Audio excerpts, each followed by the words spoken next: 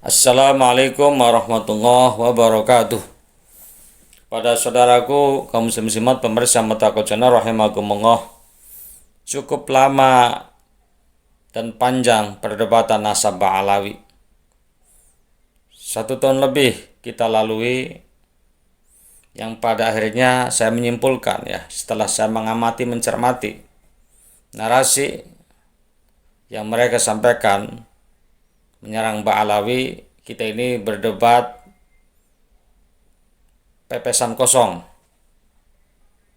Bicara ilmiah, bicara membela kebenaran, faktanya tidak ilmiah dan tidak membela kebenaran. Kalau memang membela kebenaran, tentu dengan cara-cara yang benar. Perdebatan ini cukup lama dan sekarang makin melebar dan bias gitu. Karena apa? Karena diisi oleh YouTuber yang hanya pandai bicara, nyerocos di media, sementara tidak punya kalian apa-apa, tidak punya kemampuan apa-apa. Banyak sekali kita temukan YouTuber yang itu bukan ahli nasab tapi ngomongin nasab, dan itu pada hal yang sangat, anggap itu hal yang prinsip. Seperti Pak Sugeng Dr. Sugeng yang digadang-gadang ahli DNA, padahal menurut saya itu bukan ahli DNA Dia mengatakan apa? Seharusnya nasab itu diragukan, baru nanti diisbat. Setelah itu ada penelitian secara ilmiah dengan caranya Pak Sugeng mungkin, itu dengan cara DNA. Nah, terus datang lagi Dr. Soleh setelahnya, yang kemarin cukup booming dan viral berita tentang Dr. Soleh itu, di mana orang ini memberikan narasi-narasi sumbang, narasi-narasi yang itu merendahkan seorang kiai besar, narasi-narasi yang itu tidak berbobot, tidak berkualitas dan tidak akademis, yang itu disematkan kepada kiai kita, Kiai Haji Miftahul Akhyar. Apa kata Dr. Soleh ini? Tanpa riset saya meragukan nasab Ba'alawi. Silakan, itu sesuka-suka bapak lah gitu kan sepuas-puasnya bapak bernarasi begitu. Biarkan nanti akan jadi ketawaan oleh umat yang mereka berpikir dengan sehat dan cerdas. Nah, lalu hadir Guru Gembul sebelumnya Guru Gembul ini.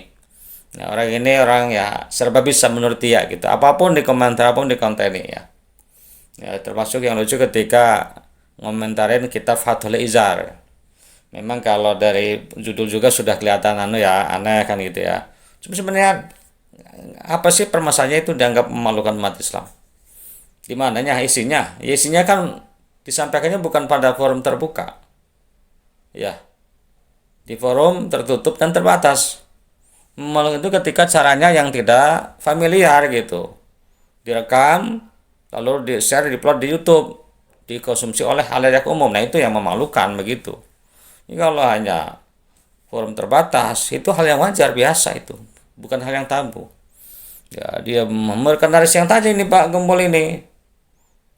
Di mana katanya perkembangan Ba'alawi ini nggak logis dan lain sebagainya. Macam-macam lah, walaupun pada akhirnya Pak Gembul ini jujur di kontennya Bang Haji, saya itu taklid kepada Pak Imad. Lalu datang setelahnya itu Pak Bang Haji Romi Irama yang berguru pada Pak Gembul ini. Ini juga Bang Haji kan bidangnya seni, seharusnya kalau konten alangkah indahnya gitu kaitannya dengan seni atau apapun terserah, mau politik mau apa gitu. Cuma kalau bukan bidangnya mendingan jangan bernarasi, nanti kan memberikan keanehan-keanehan. Nah, itulah resikonya kalau orang faman takallama bi ghairi fannih atabil ajaib, kalau orang bicara bukan pada bidangnya akan datang dengan keanehan-keanehan. Termasuknya dihadirkan oleh mereka-mereka ini termasuk Bang Haji Roma Irama ini datang dengan keanehan-keanehan. Lalu muncul informasi itu kalau Bang Haji ini ada terah dari Syekh Sunan Gunung Jati.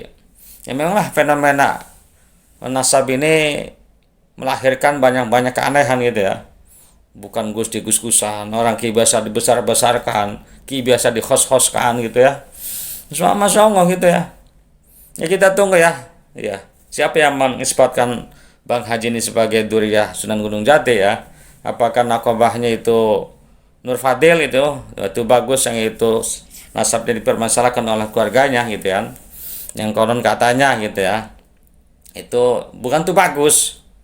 Kenapa? Karena ternyata engkongnya itu adalah anak tiri ya daripada keluarga Kesultanan Banten, bukan anak kandung, bukan. Nah, begitu para pemirsa ya, kita tunggu nanti apa namanya informasi selanjutnya ya, termasuk Bang Haji Roma ini.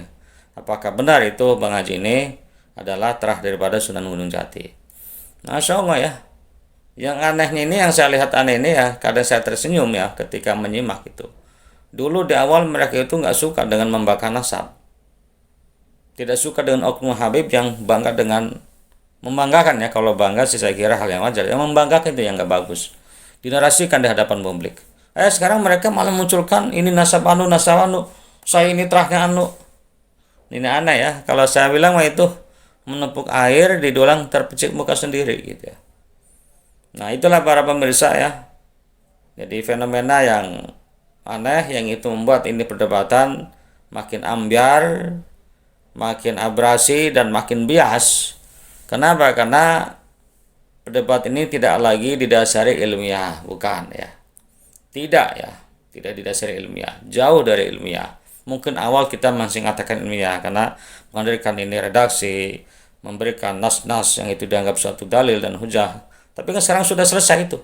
Sebenarnya itu sudah selesai. Apa sekarang? Sekarang yang dimunculkan tes DNA ya. Yang itu pada suka ya, kalau saya bilang itu membagongkan dengan kontennya ya. Ini saya membuka pendaftaran gratis tes DNA. Ini subhanallah, kalau Bapak pada saat itu memahami ya dan juga mengerti tentang masalah ini, ulama-ulama fikih sudah ittifaq Pak. Ulama-ulama fikih sudah sepakat bahwasanya kalau tes DNA ini tidak bisa untuk mengisbat atau menafikan nasab kecuali dalam masalah juz'iyatin doyiko. Itu ulama kaliber internasional. Harusnya Bapak pada suka ini ya melihat dan mengetahui siapa sih ulama-ulama yang kumpul di saat itu. Siapa beliau-beliau itu? Yang jelas bukan kelasnya Pak Imaduddin. Pak Imaduddin kalau disandingkan dengan beliau itu ya santri dengan kiainya lah gitu ya. Itu aja. Kalau saya kan polos suaranya ngomong apa adanya. Ya, dan juga beliau kan kalau ketika berfatwa ya beliau yang saya maksud nggak sembarang mesti menghadirkan ahli DNA, gimana pandangannya, terus gimana cara kerjanya dan sebagainya. Baru nanti dibuat satu natijah. Itu bukan asal ini kalau tanpa ini berarti telah menafikan perkembangan ilmu dan sebagainya. Nggak begitu Pak. Ya beliau ngerti dan menerima itu dunia modern ya, perkembangan modern, tapi kan dalil syar'i harus didahulukan daripada hasil daripada manusia ya, yang tentu tidak didasari dengan dalil-dalil syarat tentunya. Nah itulah ya, kalau saya itu kontennya Pak pada suka ini ya, kontennya membagongkan gitu ya, mendatangkan seorang kiai ya, yang kata beliau itu saya apapun hasil saya menerima. Ya itu nggak salah gitu, tawaduknya beliau. Nasab itu nggak perlu amat artinya ya. Yang penting amal kita kepada Allah Subhanahu wa taala. Ya, amal kita dan ibadah kita kepada Allah Subhanahu wa taala. Ya, kan inna akramakum indallahi atqakum ya. Ya, yang paling mulia siapa? Yang paling takwa, yang paling banyak amalnya. Ya, dengan roh ikhlasnya tentunya. Man batta'a amaluhu lam yusri' bihi nasabuh. Ya kalau amalnya itu lambat, artinya dikit, ya nggak banyak, maka nasabnya nggak akan bisa mempercepat, nggak akan bisa menolong. Jelas kan itu ya. Iya, jadi jangan membuat kelucuan-kelucuan lah. Dan saya melihat Bapak pada suka ini nggak apa namanya, tidak memposisikan di tengah ya. Ya. Jadi saya melihat ini berpihak kepada Pak Imaduddin CS, termasuk Bang Haji Roma Irama ini ya, kelihatan ya. Kalau pada suka sudah saya meyakini 100% tidak berpihak. Ya, sebab beberapa konten yang dihadirkan ya orang-orang mereka aja gitu. Sewaktu-waktu menghadirkan orang kita seperti pertahanan San Gus Rumel dan sebagainya. Itu saja yang saya sampaikan ya. Mudah-mudahan ada hikmah dan manfaatnya, dan saya yakin ini akan cepat terungkap ya mereka para pembatal nasabah alawi.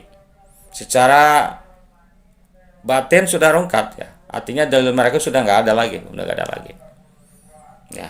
Narasi-narasi yang mereka bangun ambiar, bahkan banyak yang menjadi senjata makonton mereka, menyerang mereka sendiri. Nah sekarang menunggu rungkat secara lahiriah ya. Ya kalau batin orang masih bisa menutupi.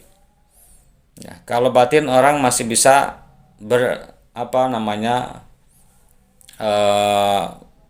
melakukan drama-drama gitu ya.